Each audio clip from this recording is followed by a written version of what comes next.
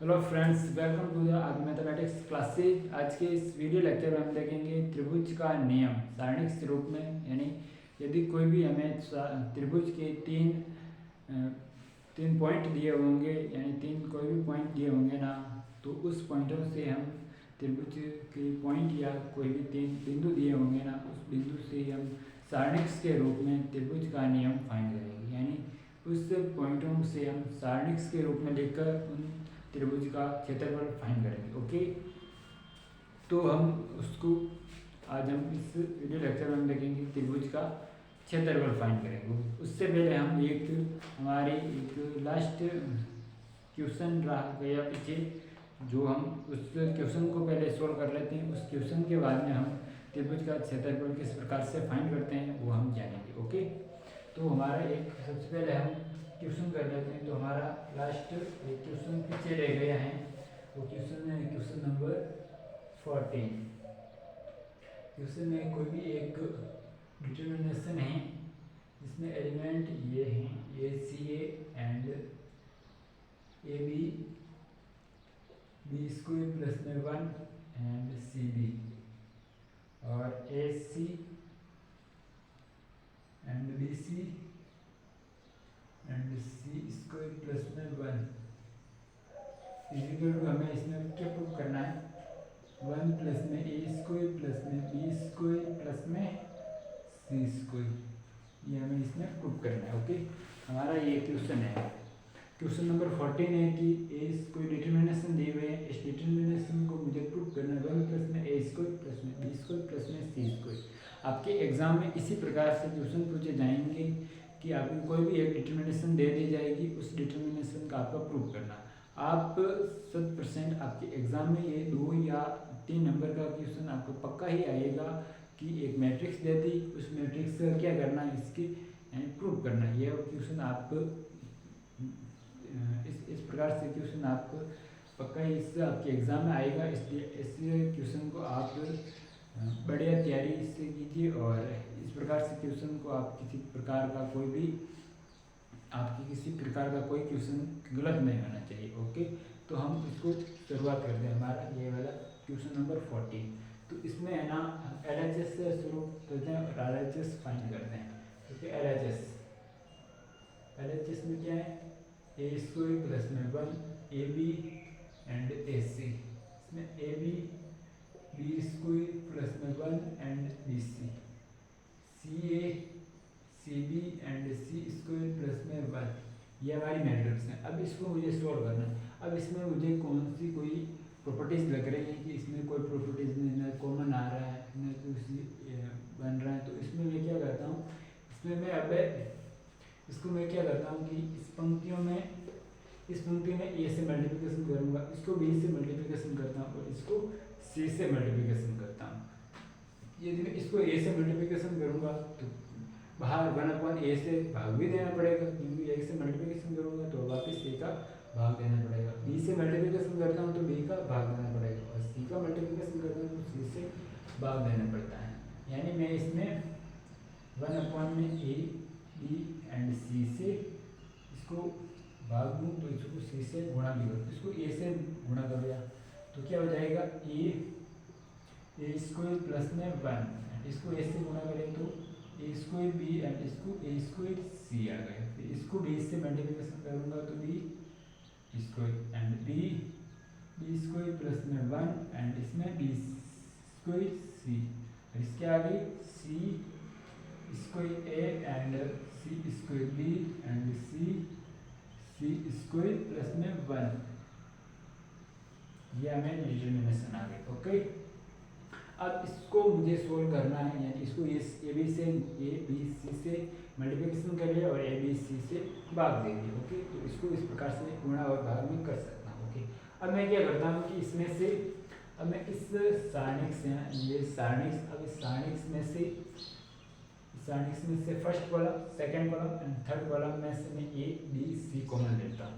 यानी अब मैं कॉमन किस में से ले रहा हूँ, यानी कॉमन किस में से ले रहा हूँ, मैं कॉलम में से, स्तंभ में से कॉमन ले रहा हूँ। मल्टीप्लिकेशन किस में किया, मैंने रो में किया, पंक्ति में की। ओके, अब मैं इसमें कॉलम है ना, इस कॉलम में से ए बी सी, इसमें ए कॉमन ले रहा हूँ, इसमें बी से इसमें सी कॉमन ले रहा हूँ, तो क्या आ जाएगा 1 is equal to A B C upon में ए बी सी का ए बी सी कॉमन लिया मैंने, इसमें से ए कॉमन लिया तो क्या आ जाएगा ए स्क्वायर प्लस में 1, इसमें बी स्क्वायर, इसमें सी स्क्वायर, ये वाली आ गई। अब इसमें से मैं बी कॉमन लिया तो बी ए स्क्वायर बी स्क्वायर प्लस में 1 एंड ये सी स्क्वायर, इसमें भी मैं अब क्या कॉमन ले रहा हूँ सी कॉमन ले रहा हूँ, तो A square B square and C square plus में 1, ये हमारे पास कॉमन आ गए। अब इससे ये दोनों आपस में कैंसिल हो जाएंगे, तो क्या हो जाएगा मेरे पास में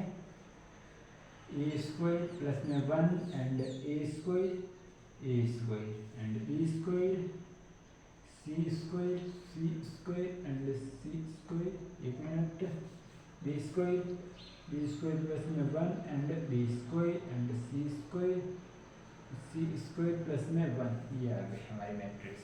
अब इस मैट्रिक्स को मैं सोल्व करूँ तो सोल्व करने पर मुझे क्या प्राप्त होना चाहिए, ये वाला 1 प्लस में A square plus B square plus में सी स्क्वायर। ओके, अब मैं इसको डायरेक्ट सोल्व करूँगा, क्यों, क्योंकि इसके मल्टीप्लिकेशन में कुछ नहीं है, इसके मल्टीप्लिकेशन में कुछ नहीं है तो इसका भी मान मेरे मल्टीप्लिकेशन में नहीं आएगा, इसका मान भी मेरे क्या प्लस माइनस में आएगा, और इसका भी मान क्या प्लस माइनस, इसलिए मैं इसको डायरेक्ट सोल्व कर, यदि इसके गुणा में कुछ मल्टीप्लिकेशन में होता है ना तो इसको मैं कुछ ऑपरेशन लगाकर इसको सोल्व करके वापस इसको ऑपरेशन नंबर कुछ कॉमन लेते, बट इसमें क्या है सीधा ही हमको दिया हुआ है, तो इसमें मैं सीधा ही इसको सोल्व कर लेता। अब मैं इसको सोल्व करने से पहले कुछ मतलब यानी मैं किससे सोल्व करता हूँ, फर्स्ट रो से सोल्व करता हूँ, फर्स्ट रो से सोल्व करता हूँ ना, तो मैं क्या करूँगा, यानी इसमें ये C2 है ना, C3 माइनस में C2, यानी C3 में मैं कॉलम नंबर 3 में संक्रिय लगा दूँ, यानी C3 में C3 माइनस C2, जिससे ये वाला क्या हो जाएगा 0 हो जाएगा, जिससे मैं इसके अनुदिश ज्ञात करूँगा ना, तो ये वाला इसके अनुदिश मुझे ज्ञात नहीं करना पड़ेगा, क्यों, क्योंकि ये 0 हो जाएगा, बाकी इन दोनों के अनुदिश ही ज्ञात करना पड़ेगा। ओके, तो मैं इसमें संक्रिय लगाता हूँ, ऑपरेशन क्या लगाता हूँ कि C3 में क्या C3 माइनस में C2, तो क्या हो जाएगा ए स्क्वायर प्लस में 1 B square and C square, ये एज इट इज, ये दूसरे कॉलम भी एज इट इज, एंड तीसरे कॉलम में क्या है C3 minus C2 and A square minus A square 0 and B square minus में बी स्क्वायर प्लस माइनस 1 तो माइनस में 1 एंड सी स्क्वायर प्लस में 1 माइनस में सी स्क्वायर तो प्लस में 1, ये वाले आ गए मैट्रिक्स हमारे पास। ओके, अब यहाँ पर 0 हो गई। अब क्या करूँ मैं कि इसमें है ना, इसको मैं ए स्क्वायर यहाँ से हटा दूँ, इसमें क्या कर लेता हूँ C1 में लगा दूँ, C1 में क्या है मेरे पास में C1 माइनस में C2 ऑपरेशन लगा दो, तो क्या हो जाएगा मेरे पास C1 में क्या C1 माइनस में C2 and A square plus 1 minus A square तो 1,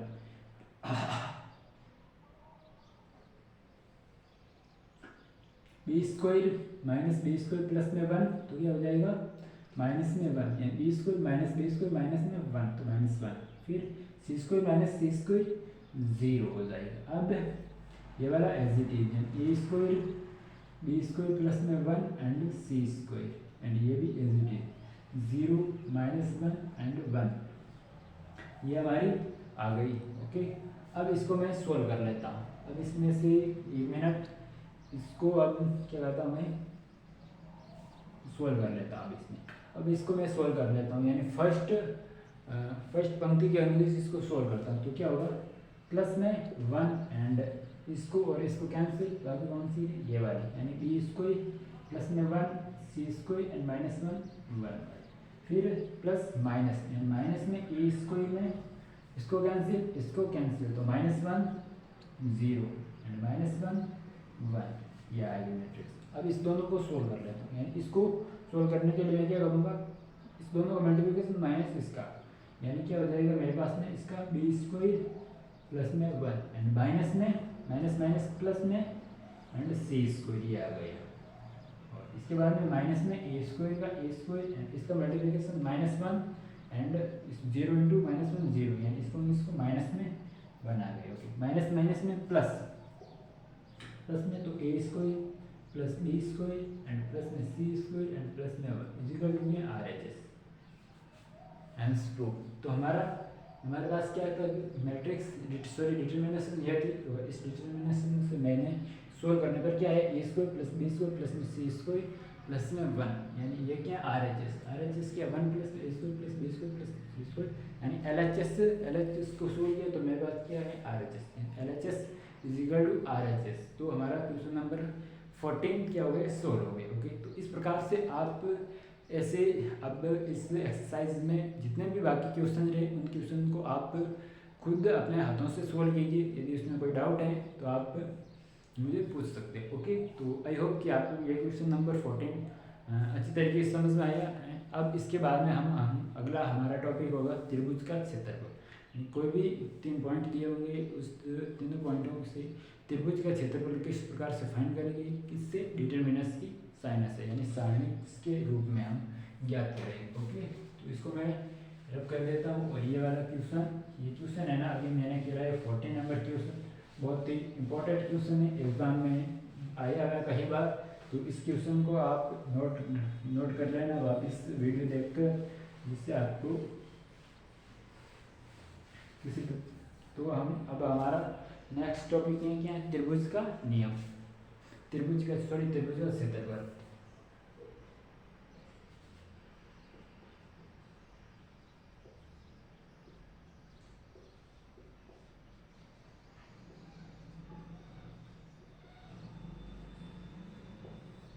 त्रिभुज का क्षेत्रफल यानी त्रिभुज का क्षेत्रफल ज्ञात करना, किसके, सारणिक के रूप में। सारणिक के रूप में त्रिभुज का क्षेत्रफल किस प्रकार से फाइंड करेंगे वो हम देखेंगे। तो इसमें त्रिभुज का क्षेत्रफल ज्ञात करने के लिए हमें क्या, हमको दिया होता है 3 पॉइंट दिए होते हैं। मान लिया मैंने त्रिभुज के क्षेत्र में 3 पॉइंट है, क्या, x1 एंड y1, दूसरा पॉइंट है x2 y2 एंड तीसरा पॉइंट है x3 एंड y3। 3 पॉइंट दिए हुए मेरे पास में। ये तीनों पॉइंट क्या है, त्रिभुज के एंगल, यानी त्रिभुज के तीनों पॉइंट, यानी कोई भी त्रिभुज है, ये वाला त्रिभुज ए बी एंड सी, ये इसका ए, ये बी एंड ये सी, ये तीनों क्या है, इस त्रिभुज के बिंदु हैं। ओके, अब इस तीनों त्रिभुज के बिंदु हैं, तो मैंने सारणिक के रूप में इस तीनों बिंदुओं से सारणिक के रूप में किस प्रकार से फाइंड करूँगा त्रिभुज का क्षेत्रफल, चलो देखते हैं। तो इसको फाइंड करने के लिए मैं क्या करूँगा, यहाँ पर सबसे पहले क्या है, इसको यहाँ पर मैं ए बी एंड सी, ये तीनों तो हो गए। इसके बाद में क्या करना है, तो कार्तीय निर्देशांक के रूप में क्या होता है, इसका त्रिभुज का नियम होता है, यानी त्रिभुज का क्षेत्रफल, त्रिभुज का क्षेत्रफल क्या होता है मेरे पास में 1/2 x1 कोष्टक में y2 माइनस में y3 एंड प्लस में x2 y3 माइनस में y1 एंड उसमें x3 y1 माइनस में y3। ये हमारे पास त्रिभुज का क्षेत्रफल होता है, यानी कोई भी त्रिभुज दिया होता है ना, उस त्रिभुज के तीनों पॉइंट दिए होते हैं, तो त्रिभुज का क्षेत्रफल फाइंड करने के लिए हमारा सूत्र होता है। ओके, अब मैं इसको क्या करता हूँ, सारणिक के रूप में लिखता हूँ। तो क्या होगा, हाफ का हाफ एंड इसको किस प्रकार से लिख सकता हूँ, यानी x1 का x1 एंड इसको सारणिक के रूप में लिखता हूँ। तो क्या लिखता हूँ, यानी y2 एंड y3 एंड 1 1। इसको मैं इस सारणिक के रूप में लिखता हूँ। कैसे, इसको यदि मैं मान निकालूँ वापिस, इसको यदि मैं मान निकालूँ तो क्या है, y2 माइनस में y3, y2 माइनस में y3, इसको मैं इसके रूप में लिख सकता हूँ। ठीक है, इसको मैं इस रूप में लिख दिया। फिर प्लस में x2 का x2, इसको मैं क्या किस रूप में, यानी y3 एंड y1 एंड 1 1, इसको इस रूप में लिख सकता हूँ, यानी y3 माइनस में y1, y3 माइनस y1, तो इसको इस रूप में लिख दिया। फिर प्लस में x3, इसको किस रूप में लिखता हूँ मैं, y1 y3 एंड 1 1, ये इस रूप में लिख दिया। ओके, यानी y1 माइनस में y3, इसको y1 माइनस y3 को इस सारणिक के रूप में लिख दिया। अब क्या करूँगा मैं, इसको ये क्या है, सारणिक, यदि 3x3 की सारणिक होती हैं तो इस प्रकार इसको सोल्व करें। तो इस सारणिक को मैं 3x3 में बनाता हूँ। कैसे, 1/2 का 1/2 एंड x1 का x1 में मान लिया एंड इसको वापस मैं y2 1 y3 1 एंड इसकी प्लस की जगह मैं माइनस ले रहा हूँ। माइनस एक मिनट, ये माइनस क्यों ले रहा हूँ वो आपको मैं भी बताता हूँ। x2 का x2 यदि मैं माइनस दूंगा तो क्या होगा, इसमें ये वाला इधर, ये इधर चला जाएगा, यानी y1 y3 एंड 1 1, ये हो जाएगा। फिर प्लस में x3 एंड y1 1 y3 1, ये एज इट इज। ओके, अब इसमें मैंने माइनस क्यों लिया? माइनस क्यों लिया? क्योंकि मेरी यदि 3x3 की मैंने जैसे 3x3 की मैट्रिक्स, एक मिनट इसको माइनस आपको बाद में बताऊंगा, इसको माइनस क्यों लिया। तो एक बार 1/2 का 1/2, ओके, और इसको मैं sin x के रूप में लिखता हूँ। तो किस प्रकार से लिखूंगा, यानी x1 की जगह x1 and x1 x2 and x3, okay, x1 x2 x3 ये वाला। फिर इसमें x1 में क्या होगा, y2 y3 एंड 1 1। यहाँ पर क्या होगा मेरे पास में y1 एंड 1, यानी इस सारणिक्स में इस सारणिक्स के रूप में, यानी इस यदि मैं इस सारणिक्स को सोल्व करता हूँ ना तो इस सारणिक्स के रूप में यानी आती है। कैसे? यदि मैं x1, अब मैं आपको बताता हूँ यहाँ पर माइनस क्यों लिया मैंने, और इस इक्वेशन को मैं यानी इस सारणिक्स को मैं इस रूप में किस प्रकार से लिख सकता हूँ वो आपको बाद में बताता हूँ। यदि मैं इसको यानी x1, इसका मान क्या कर रहे हैं, फर्स्ट पंक्ति के अनुदिश, तो किस प्रकार से x1, तो x1 का x1, इसको कैंसिल इसको कैंसिल, तो क्या आ जाएगा y2 minus y2 y3 1 1 y2 y3 1 1, यानी इसको फर्स्ट के अनुदिश में यदि इसको सोल्व करो तो इस x1 इसको कैंसिल, तो ये वाली डिटर्मिनेशन आ जाएगी। फिर माइनस प्लस माइनस का माइनस x2 के अनुदिश, तो x2 इसको कैंसिल एंड इसको कैंसिल, तो y1 y3 and 1 1 y1 y3 and 1 1, तो इसको ये मैंने माइनस, यदि मैं इसकी जगह प्लस लिखता, यहाँ पर प्लस रहता है, यदि यहाँ पर प्लस रहता तो यहाँ पर माइनस में y1 y3 minus y1 y3 ये आता था, तो मेरे पास ये रह जाता।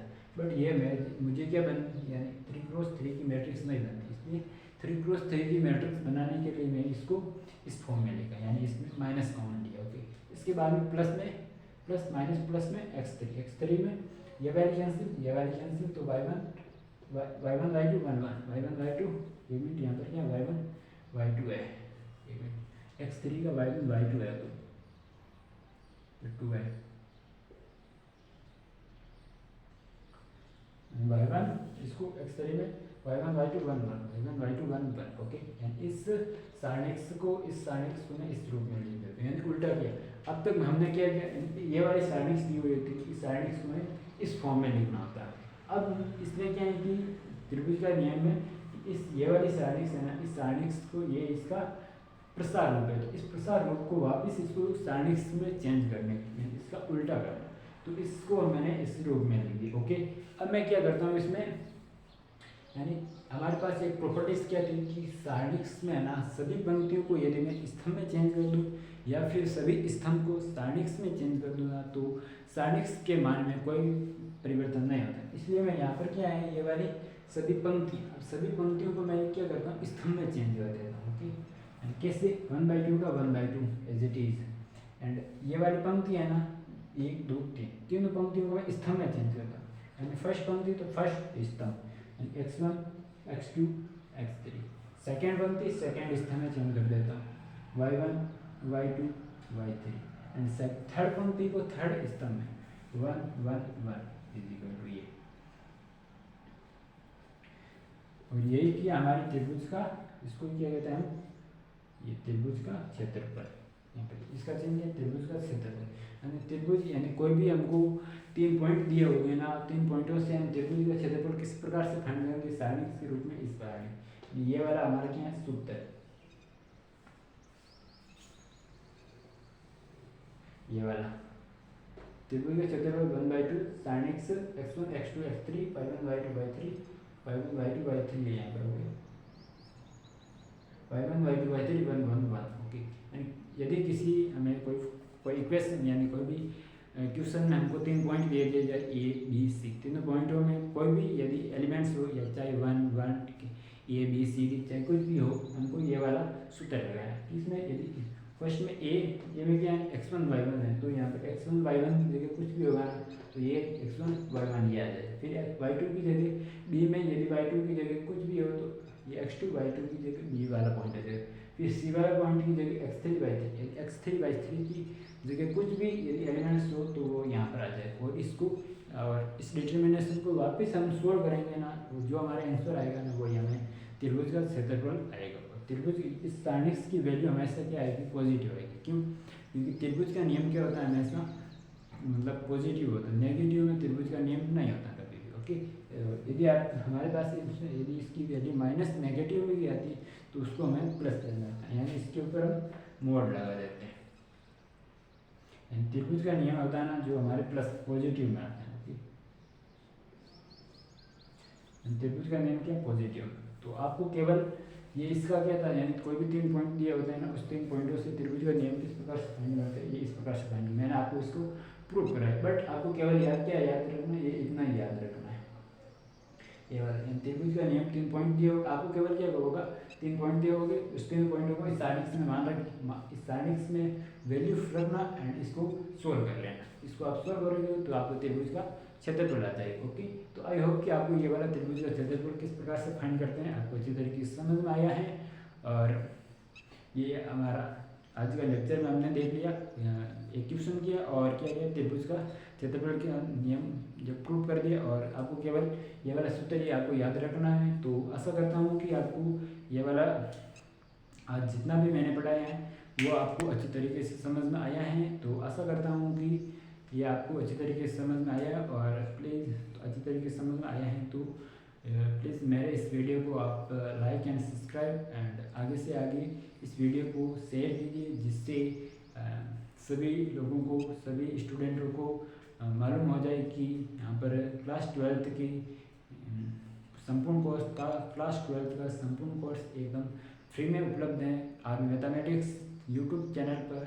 तो आप आर्मी मैथमेटिक्स यूट्यूब चैनल पर क्लास 12th का संपूर्ण कोर्स यहाँ पर मैं आपको फ्री में उपलब्ध कराऊंगा। तो आप इस वीडियो को या इस मतलब इस वीडियो एंड इस चैनल को आगे शेयर कीजिए, जिससे जो भी स्टूडेंट यदि वो पढ़ने के लिए उसके पास यदि कुछ उपलब्ध नहीं है तो आप उसको आप मतलब बता सकते हैं कि यहाँ पर आपका 12वीं का संपूर्ण कोर्स एकदम फ्री में उपलब्ध है, जिससे वो अपनी तैयारी और अपनी पढ़ाई अच्छी तरीके से और अपना एग्ज़ाम अच्छी तरीके से पास करे। तो आज के लिए इतना ही, थैंक यू, बाय।